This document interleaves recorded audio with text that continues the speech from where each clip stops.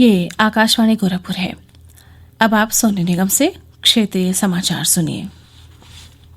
Covid containment zone से बाहर और अधिक गतिविधियां शुरू करने के लिए नए दिशा निर्देश आज से लागू हो गए हैं। केंद्रीय गृह मंत्रालय द्वारा जारी नए दिशा निर्देश के अनुसार कंटेनमेंट क्षेत्रों में 31 अक्टूबर तक लॉकडाउन कड़ाई से लागू रहेगा। राज्यों और केंद्र शासित प्रदेशों को नए दिशा निर्देश दिए गए हैं कि आज से कंटेनमेंट जोन से बाहर किसी भी क्षेत्र में केंद्र से परामर्श के बगैर लॉकडाउन लागू न किया जाए। राज्य के भीतर और विभिन्न राज्यों के बीच सामान और लोगों के आवागमन पर कोई प्रतिबंध नहीं होगा। कंटेनमेंट जोन से बाहर सिनेमा हॉल, थिएटर और मल्टीप्लेक्स को 15 अक्टूबर से 50% सीट क्षमता के साथ फिर से खोलने की अनुमति दी गई है। वहीं खिलाड़ियों को प्रशिक्षण देने के लिए स्विमिंग पूल खोलने की अनुमति 15 अक्टूबर से दी गई है। मनोरंजन पार्क और इसी तरह के स्थानों को भी खोलने की अनुमति दी जाएगी, जिसके लिए स्वास्थ्य मंत्रालय SOP जारी करेगा। वहीं कंटेनमेंट जोन के बाहर वाले क्षेत्रों में किसी भी सामाजिक, मनोरंजन, सांस्कृतिक, धार्मिक या राजनीतिक गतिविधियों के आयोजन के लिए इस महीने की 15 तारीख से राज्य और केंद्र शासित प्रदेशों की सरकारों को यह छूट दी गई है कि वे 100 से ज्यादा व्यक्तियों को शामिल होने की अनुमति दे सकते हैं। स्कूल और कॉलेजों को 15 अक्टूबर से चरणबद्ध तरीके से खोलने के लिए राज्यों और केंद्र शासित प्रदेशों को निर्णय लेने का अधिकार दिया गया है। दीपेंद्र कुमार, आकाशवाणी समाचार, दिल्ली। मुख्यमंत्री योगी आदित्यनाथ ने कोविड-19 के मरीजों के स्वस्थ होने की दर को और बेहतर करने का निर्देश देते हुए कहा है कि कोरोना वायरस पर प्रभावी नियंत्रण के लिए अत्यधिक सक्रिय होकर कार्य करना होगा। मुख्यमंत्री आज लखनऊ स्थित अपने आवास पर अनलॉक व्यवस्था की समीक्षा कर रहे थे। उन्होंने अधिकारियों को निर्देश दिया कि कोरोना पर प्रभावी नियंत्रण के लिए लक्ष्य निर्धारित कर जरूरी कदम उठाए जाएं। संक्रमण के नियंत्रण में प्रभावी सर्विलांस की महत्वपूर्ण भूमिका पर जोर देते हुए मुख्यमंत्री ने कहा कि सर्विलांस गतिविधियों को पूरी सक्रियता से संचालित किया जाए। इसके लिए integrated command and control centre की व्यवस्था सुदृढ़ की जाए। मुख्यमंत्री ने कोविड अस्पतालों में भर्ती मरीजों से संवाद स्थापित करने और उनकी समस्याओं को दूर करने का निर्देश दिया।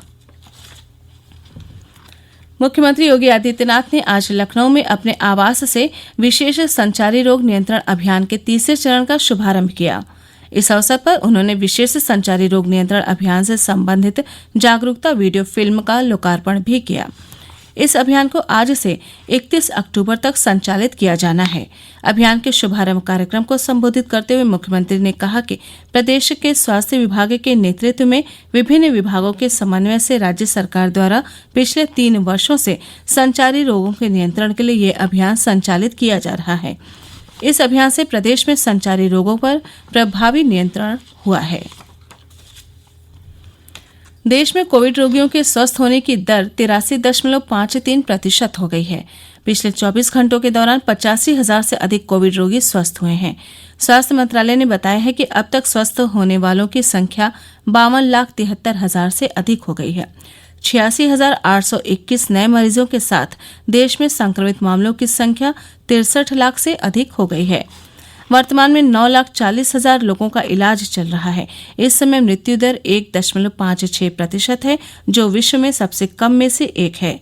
पिछले 24 घंटों के दौरान 1,197 लोगों की मौत के साथ ही मरने वालों की संख्या बढ़कर 98,678 हो गई है। सरकार ने आकलन वर्ष 2019-2020 के लिए आयकर रिटर्न दाखिल करने की अंतिम तिथि इस वर्ष 30 नवंबर तक बढ़ा दी है। 31 मार्च 2019 को समाप्त हो रहे वित्तीय वर्ष के लिए आयकर रिटर्न दाखिल करने की अंतिम तिथि इससे पहले बढ़ाकर 30 सितंबर की गई थी। आयकर विभाग ने कहा है कि कोविड महामारी स्थिति के कारण करदाताओं के समक्ष कठिनाइयों को देखते हुए ये फैसला किया गया है।